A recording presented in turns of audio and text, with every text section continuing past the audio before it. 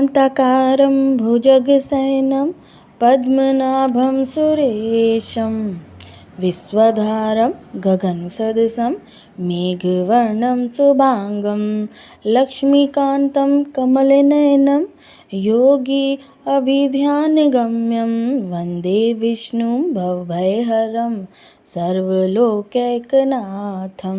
श्री गणेशाय नमः। श्री गुरुभ्यो नमः। श्री गोविंदाय नमः। पुरुषोत्तम मास महात्म्य अध्याय 18। नारद जी बोले, हे तपोनिधे, उसके बाद साक्षात भगवान वाल्मीकि मुनि ने राजा धृतधन्वा को क्या कहा, सो आप कहिए।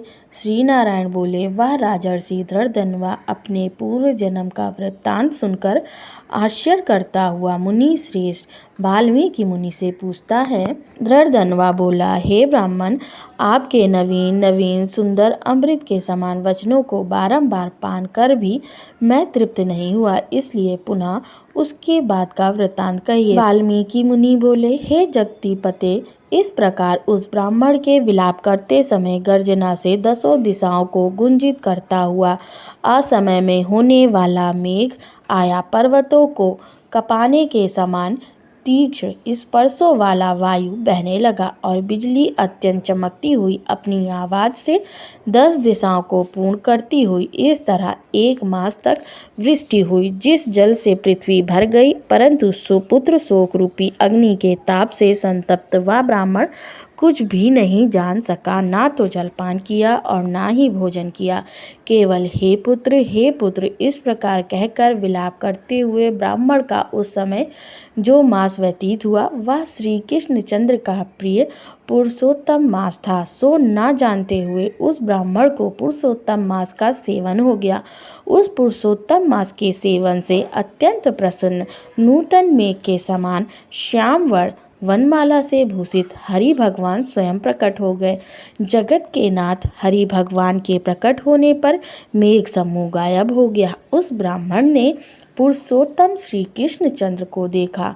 दर्शन होने के साथ ही गोद में लिए हुए पुत्र के शरीर को जमीन पर रखकर स्त्री सहित ब्राह्मण श्री कृष्ण भगवान को दंडवत नमस्कार करता हुआ हाथ जोड़कर श्री कृष्ण भगवान के सामने खड़ा होकर श्री कृष्ण भगवान ही हमारे रक्षक हो, ऐसा विचार करता हुआ भगवान भी पुरुषोत्तम की सेवा से प्रसन्न हो अमृत की वृष्टि करने वाली अत्यंत मधुर वाणी से बोले।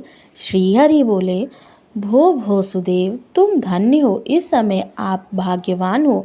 तुम्हारे भाग्य के वर्णन करने में त्रैलोक्य में कौन सामर्थ है। हे वत्स, हे तपोधन, जो तुम्हारा होने वाला है उसको हम कहेंगे, तुम सुनो। हे ब्राह्मण, 12,000 वर्ष की आयु वाला पुत्र तुमको होगा। इसके बाद तुमको पुत्र से होने वाले सुख में संदेह नहीं। हे द्विजोत्तम, प्रसन्न मन से मैंने यह पुत्र तुमको दिया। हमारे प्रसाद से होने वाले तुम्हारे पुत्र सुख को देखकर हे द्विजोत्तम देवता, गंधर्व और मनुष्य लोग पुत्र सुख की इच्छा करने वाले होंगे। इस विषय में तुमसे प्राचीन इतिहास मैं कहूँगा, जिस इतिहास को पहले मार्कंडेय मुनि ने राजा रघु से कहा था। प्रथम कोई श्रेष्ठ मन वाले धनु नामक मुनीश्वर लोगों को पुत्र रूप मानसिक चिंता से जले हुए देखकर दुखित हुए और अमर पुत्र की इच्छा करके दारुण तप करने लगे।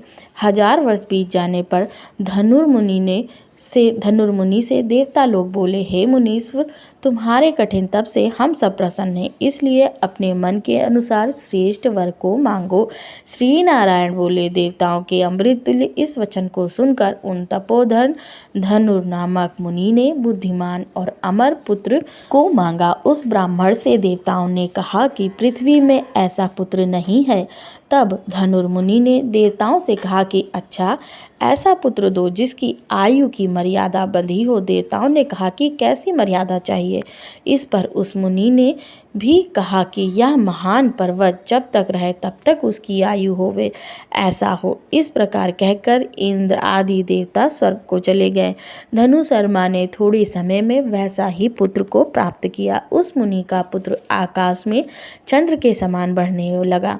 16वें वर्ष के होने पर मुनीश्वर ने पुत्र से कहा, हे वत्स, ये मुनि लोग कभी भी अपना अपमान करने योग्य नहीं है। इस तरह शिक्षा देने पर भी उस पुत्र ने मुनियों का अनादर किया। आयु की मर्यादा के बल से उन्मत्त उसने ब्राह्मणों का अपमान किया।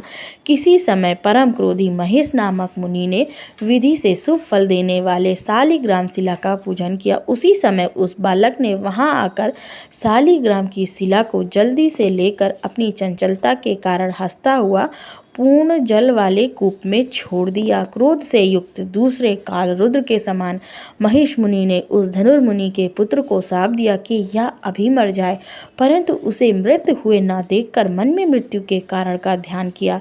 देवताओं ने इस धनुर्मुनि के पुत्र को निमित्त आयु वाला बनाया है। इस तरह चिंता करते हुए महेश ने लंबी सांस ली, जिससे कई कोटि महेश पैदा हो गए और उन महेशों ने पर्वत को टुकड़ा टुकड़ा कर दिया।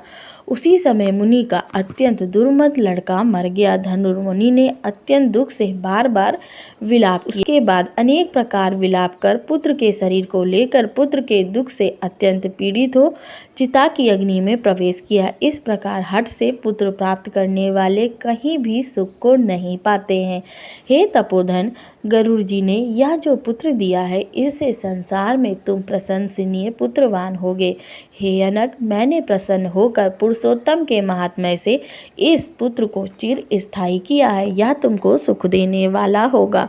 पुत्र के साथ सर्वदा गृहस्थ आश्रम का सुख को भोगने के बाद तुम ब्रह्मलोक को जाओगे।